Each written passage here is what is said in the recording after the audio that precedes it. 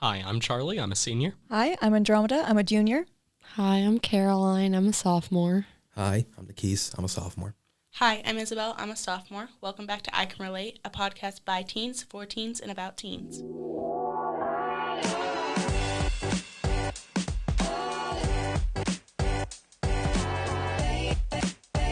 The I Can Relate podcast is made possible by the generosity of Lee Summit Cares. Lee Summit Cares Teen Advocacy Group Program gives teens a voice in the community through youth-led community forums, anti-bullying campaigns, youth wellness day events, and youth advocacy days at the state capitol. The Lisa McCare's Partnership to Prevent Risky Behaviors Coalition focuses on the strategies to make our community safe through community conversations, prescription, take-back, parenting classes, and workshops. TAG is comprised of students from various SMART clubs in the LSR 7 school district. Welcome back to I Can Relate, a podcast by teens, for teens, and about teens. I'm Isabel, and I'm a sophomore. And today we're going to be talking about pressure on high school students. So I feel like that high school students, they're always building us up. It's always ever since elementary school, it's been when you get into high school, so and so and so and so, or whenever you get into college. And I feel like it's part of it for me is the buildup of this is what we've been working towards our whole school careers. And it's kind of really stressful, the feeling of what if I don't succeed, or don't go to college, or whatever. It's a lot of pressure to have the uncertainty, I guess, and also the feeling of you've spent all this time doing this thing, and what if you fail? Working up to high school is, for some people, I think it's the main focus in their life, especially if you don't know what you want to do next, or if you're down in grades and you just are in a hole. It's a lot to get out of, and then you don't even know what comes after this, especially if you're a senior. You don't know what you want to do next, and so you don't know just where to go after high school. Yeah, I'm Caroline. I totally agree, because I think those students who have known what they wanted to do their whole lives and are on that college path are always praised and put on a hierarchy, while those students who maybe don't know, or they want to go into a trade, are kind of forgotten about and not given the resources they need. I feel like there's a lot of under education almost. Yeah. I feel a lot of uncertainty in am I in the right classes? Do I have the right prerequisites to take the classes I want to take? Stuff like that. Because I feel like they don't always tell us all these things. And I feel kind of stupid sometimes because some of my friends do know that stuff. And I think that part of that is maybe they've had an older sibling already go through it. But I'm the oldest child. So my parents haven't gone through it yet with a high school kid. So it's kind of confusing and scary, because I feel what if I miss out on an opportunity because I didn't do something that I needed to do before? Yeah, Andromeda here. I got a little bit of a funny story. When I was in elementary school, I used to have the older folks in my life, not necessarily family and friends, but just people who maybe worked at the school I was at, or parents of my friends. They'd be oh, don't worry, my kid didn't know what they wanted to do until, I don't know, late middle school or freshman year. And I would hit that year and I'd be I still don't know what I want to do.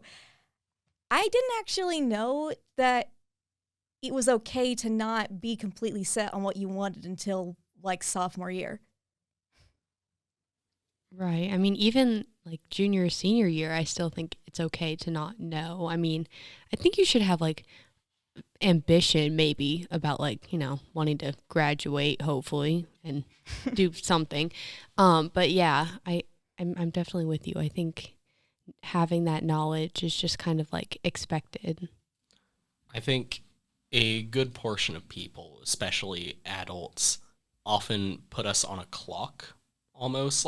They'll tell you, oh, we're not telling you what to do or when. We're not putting you on a particular pace, but I mean, come on, they are putting us on a clock.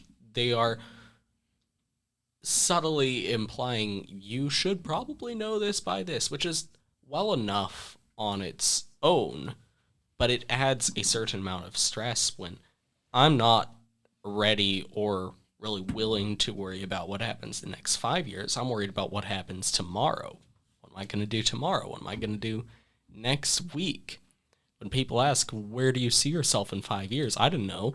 Where do you see the world in 5 years? It's not that simple, you know? I feel like the whole clock, and it ties into just expectations and just what people think of you. And so that's what you mainly focus on and what you worry about, especially with like who people you look up to, like your parents or grandparents, teachers, friends. You follow what they think you should do instead of what you want to do. Yeah, I think that's a really hard decision to make as a student, like going with what your parents think you should do, whereas what maybe you think is best for you, or maybe what your interest is in. Because my parents are like, they really want me to go to college, and I completely understand that. And I don't think that college is necessarily a bad idea, but I'm like really ready to get out in the world. Like I'm ready to jump out of high school and just like start like getting in the world. And I don't like this probably doesn't make a lot of sense, but I don't want like college to like necessarily slow me down. And so like it's hard to like tell my parents like I don't really know what if I want to go to college or not, because I don't want to like disappoint them or like not exceed their expectations. Yeah, I noticed that a lot with parents as well. Like I know my mom, she grew up in a household where it was like you go to college or you're not speaking to me ever again. And she definitely has not put that burden on me, but she still like thinks that college is still the option after high school. And I've noticed most generations other than our own Gen Z think that. So I guess it's kind of like switching that narrative and how you do so.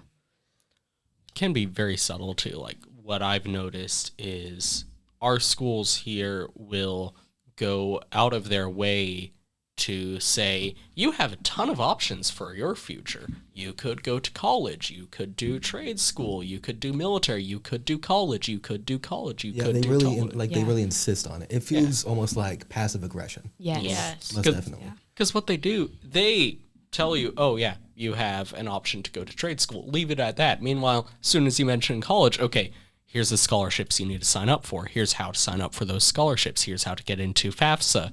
Here is where we think you can best apply. I mean, they have given us 5 different programs within the course of a year for the exact same purpose. And we have to go through the same personality tests each time. And it's tedious and unnecessary. I feel like they do that because a part of their occupation as a teacher is college is a requirement. And so they don't really think of students that are going to do something else after high school instead of just going straight to college and spending 4 years on more schooling just to maybe get a good career. Yeah. And I don't know if it's maybe the area that we're in, but I feel like they also don't consider that some people just cannot afford college, and that's just not an option for them. So like, yeah, scholarships are offered, but still you have to go through a ton of stuff to do that. And then even then it may not be offered. Because they make it seem like so simple to go to college. Just show up, sign your name, you're good, walk to your dorm. But it's not, and it's way more complicated than just going out, finding some kind of job to hold you over until you figure out what you want to do. Yeah. And like, this is something that in their time they paid maybe a couple $1,000s for, which was a lot cheaper. And trouble is, like, their whole thing, oh yeah, I worked at McDonald's for 3 months to pay for college, and you should do that too. McDonald's can barely pay you enough for food in 1 week. You really think that's going to work? You know, and the worst thing about it is once you get that degree, there is no guarantee going to college will help you get a job after the fact. How are you going to pay this off when this debt will last for the rest of your life? I do think college is a good fit for me. Being someone who wants to go into film, I would love to study more of it. But I also understand the risks going into it, and I kind of don't know what I'm going to do. It's a chance. The risk over reward is very high. Yeah. What you say about, like, the risk, like, I have, like, a really big fear, like, what if I go to college for something and then halfway through I decide that I don't want to do that anymore? Like, that's a really scary feeling. Like, I just went and spent all this time and all this money, and now I want to change my profession, so I'm going to have to spend more time and more money to hopefully get a job that I can support myself with. It's scary. Yeah, especially if you didn't want to go to college in the first place and it was forced upon you like it is today. It's a lot of pressure to just, because you can't do a lot, because the comparison of people that don't want to go to college and the people that do and insist it, they're a lot more insisting on the fact because it's normally older people. And it's back in a time where college was a major benefit and essentially just required. And now it's less of a benefit and you don't really know what you're going to do next. Charlie, you're a senior this year. Like, how do you feel about, like, becoming an adult and, like, getting out of high school and everything? If you were to ask me 2 years ago, I would have waved you off and run away. Right about now, I feel like my outlook has changed a lot. I am a lot more ready for what's coming. It's still pretty scary, but it's not the fear I want to run away from anymore, you know? So do you feel ready? Kind of. Kind of don't at the same time. I don't think it quite works that way. I don't think you can ever be ready. I don't think that's the point. You're not supposed to be ready. Sorry. Everyone just looked It's at an me. experience because, like, there are multiple things in life where, thank you. There's multiple things in life where you're not going to be ready ever, and it's just how it is, especially with switching schools or going to college, getting a new job, especially one that can, like, either make or break a new career or life for you. You're never going to be ready. And I think that's almost good because you need to, like, figure those life experiences out for yourself and how you handle them personally. That's not something that can just be taught. Do you guys feel like your parents, like, try to, like, almost, like, obviously our parents love us and they want to, like, help us. And so I feel like my parents often are trying to, like, prevent me from not making the same mistakes or doing the things that, like, maybe they regret. Like, my parents really want me to go to college almost just for the social aspect of it. And I can completely understand that because my parents didn't necessarily go to college right out of the gate. And so they felt like they didn't have very many social connections because of it. And they regret it now. And I can completely understand that. But for me, like, my job that I want to do is, like, a very social job. And so I feel like I'll get those social connections there. And it doesn't really appeal to me to go to college just for the social aspect of it. I feel my mom, since she didn't go to college till way later in life, and she already had, I think, all four of us. So she already had 4 kids, 2 of which we moved out. But me and Tegan, raising me, she was taking online college. And so I feel I play high school sports, and she's very adamant on me getting a scholarship into college so I can do it earlier and get it out of the way. So it seems more of a chore than a decision. So do you feel like that's your only option? Kind of, but it's more just learning about, like, what I want to do instead of, like, what someone else wants me to do, because I still don't know that. And so what I have been doing now is essentially what my mom has set up for me. And so it's really the only thing I know how to do. And so it does feel like my only option at certain times. What do you guys think, like, our school or, like, our parents could be doing better to help us, like be able to find better what we want to do? Because I feel like our schools, especially, like, my school this year, has, like, really tried to, like, push the different, like, career, like, test or whatever to, like, to see what your interests are and stuff. And I think that's helpful to an extent, but I also feel like I keep getting the same, like, results on these tests, and I'm just like, I don't want to do any of these things. Like, I feel like there's so many careers out there that, like, people aren't even aware that are a thing, and maybe it'd be something that they'd really excel in. Yeah, I mean, I know at our school, and I don't know if the other schools are this way, but we've had our counselors come in and give us career presentations. But kind of as you said, they're very like by the book, or they're very broad. And just taking a test, like asking me what I like to do on a Friday night, isn't going to help me determine my career. And I think the current system we have in place is a little silly. So I think like maybe revising that would be a good step. I think another big portion of it, and I will admit here, I am very cynical toward personality tests. I will straight up ignore them, and that's largely what I did with the ICAP, the career personality test we all ended up taking. I feel like it's going to tell you what a computer thinks you ought to be, because for some reason systems like this put a reliance on computers to tell you about people. I think that's a very big disconnect, and it's a very big problem. I think when it comes to tests like this, whether it be the ICAP or the Myers-Briggs test, you got to throw out the rundown, throw that out the window, and do what you want to do, not what the computer says you ought to do, because that computer doesn't know you. Only you know you.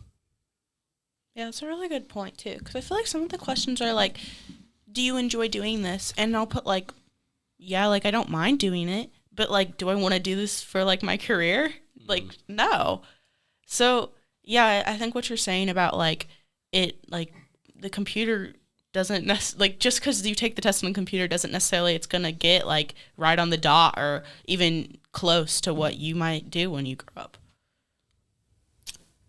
I guess that's what happens when you rely on technology instead of person-to-person interaction, because everything being online nowadays, it eliminates that connection that you get with talking with people and interacting with others. And so I feel everything falls under a social disconnect between person to person.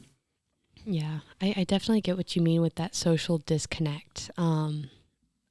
I don't think social interactions are nearly the same as they used to be. I mean, I've always been alive with like technology and that kind of stuff, but definitely talking to someone one-on-one about what your interests are is way more beneficial and more, it'll stick with you more than just putting something into a computer and having it tell you your results. It's just not as simple as that, you know? The way these tests work, they say who you are from a series of options that they have created beforehand. These are just small facets, 1 or 4 things about you, but there's so much more to every single person than just those 4 options, the I's and the N's and whatever the hell else. You can probably tell the Myers-Briggs test really bothered me when I took it in health class.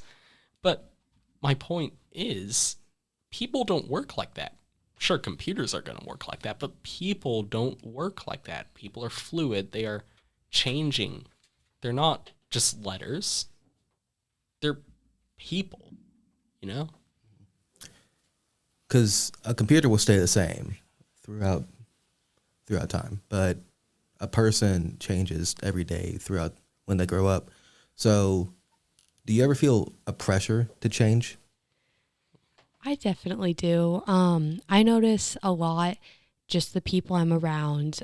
It's either natural or I'll feel a need to fit in. And that's definitely a fear that I have faced. And I know a lot of other students my age have as well. So you feel you need to change to fit into a certain social group? Or yes. I mean, I definitely think that's just the people that I'm around. I definitely think that's something that we're just conditioned to do. I think us like naturally as humans, like we just kind of want to like group together and like try to like find people that like maybe we have something in common with, even though it's like not really like a commonality, more just like feeling like we're not alone and feeling like we have a community, because I think we as people really don't want to be alone. Yeah. So what kind of other fears and anxieties do you guys face? The future mainly, because it just ties into that whole thing of what's next and the pressure of not like knowing what to do. Is you can't see into the future. So you have to go based off choices and consequences, and it's a lot, and you can't really prepare yourself, I see. So it's really hard to explain for me, because I've never known what I want to do. And so people will constantly say, hey, you should do this or you should do that, just based off a small talent I have. And so I feel at times it's because when they're like really pushy about it, it seems like that's what they want me to do or that's what they think is best for me. And whenever someone thinks something is best for you, you never want to go based off that. You want to go based off you and yourself. I think what a lot of people end up looking for, we have this idea that every person has that one true calling, the one thing they were predestined to do. And that contributes to a lot of the social pressure where we feel we have to look for that. I have looked for that for a long time, and I have found what I really want to do above everything else, but I don't believe I'm predestined to do that thing. I'm going to do the thing for a while, see how it feels. I want to be a screenwriter. I might not end up sticking with that. Maybe I end up being a producer. I don't know. It's going to change. There's no one true thing anyone is going to do. The world doesn't work like that. Time doesn't work like that. Nothing is permanent, so let's enjoy the things that are temporary. I like that. Could I ask everyone in the room a question? And this is kind of based off of personal experience, but do you feel like when trying to decide a future career or your interest groups, like certain teachers have possibly swayed you from doing something or not doing something when the subject itself turns out to be so much different from how they made you think it was? I think I've probably learned the hard way from that, because I think that, like, I've had teachers say, like, hey, you should, like, be in this class, or you should do this opportunity, like, it's a really great opportunity, and, like, obviously, like, if they want you to do it, they're going to tell you, like, all the good things about it, and all, like, what they think is great about it, and so then when I get to do it, I'm like, I actually hate this, and so it's just, like, I do feel like it's kind of, like, I listen to people because I just assume that, like, I just assume that, like, what these people are saying to me are true. And I don't think that's necessarily untrue, maybe. I think maybe it's just not, like, right for me necessarily. And so I think I've had to really learn to, like, not just listen to one person's opinion on something. I think that, like, right now, like, something I've been thinking about a lot is, like, my school offers IB classes when we get to be juniors and seniors, which is, like, dual credit type stuff from what I've gathered, and I've heard some really great things about it, but I've also heard some really not great things about it, and so it's kind of scary for me to think, like, will I miss out on this opportunity if I don't take it and regret it, or will I take it and think that this was a lot of waste of effort and time? Yeah, I like that a lot, and I definitely see what you mean. Like, you get a very well-rounded opinion. Like, there's always people on both sides, which I think is amazing, but then you're kind of stuck in the middle, like, well, what do I do? Would you say you would rather do this thing and be disappointed on the chance that you might enjoy it, or would you rather not do the thing and just stay curious? I'm a very curious person, so I would like to pursue it, and if I fail, then I know I fail, or if I don't like it, I know I don't like it. But yeah, I think pursuing it. What would you all do? I'd pursue it. Yeah. I'd prefer to stay curious. Really? I'd fall somewhere in the middle, honestly. I think it really depends on the situation. It kind of, to me, it would depend on, like, what like, I don't know. I feel like how I try to make decisions in life now is I try to choose the thing that I'm maybe going to regret the least. Because, I mean, I want to take opportunities, but I also don't want to, like, regret taking opportunities. So, I mean, that's kind of the philosophy I'm going off of at this time in my life. I'm not often one for leaving things behind. If I want to do something, I always want to try it out for a while. I wanted to be a newsman like my father before me. And then I took the news package unit in intro broadcast, which was going to be like pushed everywhere in the school, and I hated doing it. That's what put me on I should do film instead. And now screenwriting is what I've tried to do. I've written a feature film before. I just finished writing a short film, and it's a lot of fun. I'm definitely one to pursue and see how it feels. If it's not right for me, I'll give it up, but I want to try it first. I expect to see your films in theaters. Never. I will ban you. I will ban you, Nikeese. Andromeda, can I circle back? You asked us about teachers that have maybe swayed our decision, and you said you had a personal story. Do you feel comfortable sharing? Of course. I would always love to. Basically, the moral of this story before I even start is don't listen to your teachers. Don't listen to what they have to say about one subject. Oh, my. Very controversial. Amen. Okay. I have actually 2, 3, depending on how you count it, separate examples. I decided not to take any IB classes when I could have because I took advanced history and English my sophomore year, and I personally hated the work so much, and I knew it was supposed to be preparing me for IB, that I decided not to take IB. I knew it was not right for me. But on the opposite, both of my science teachers I had freshman and sophomore year convinced me I would not be good for higher level science classes. But I applied to one anyways. It's like off campus, so I had to have a separate application. And I got in, and I was like, oh my goodness, what am I putting myself into? This is going to be so much work I don't want to do. And it's great. This is like one of my best classes I've ever had. So, yeah, just because of a teacher's attitude or the way they run their class, if it seems like a lot of work, if it seems difficult, you may still be good at the subject or not good at the subject, but you really have a really good teacher or a really bad teacher. Yeah, I like that a lot. Yeah, my mom in high school, she took a marketing class, and her teacher was basically like, have you thought about trades? Because going to college for marketing is not going to do you any good. And now she owns a marketing firm. So it was a fun little circle moment. Connecting off of what Andromeda said, I feel like maybe what I dislike about our school system is like what you said about like not listening to what teachers like might want you to do, and then also like you ended up trying the science program and you really enjoyed it. I don't like that like maybe you tried the science program and you really didn't enjoy it. I feel like it's really difficult to get out of those classes or programs or whatever that you end up don't liking.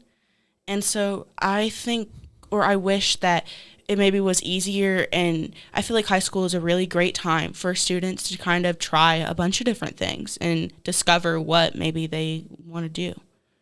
I'd say letting it out in a safe space with people with similar fears is helpful in getting insight of what you can do, not really what you should do.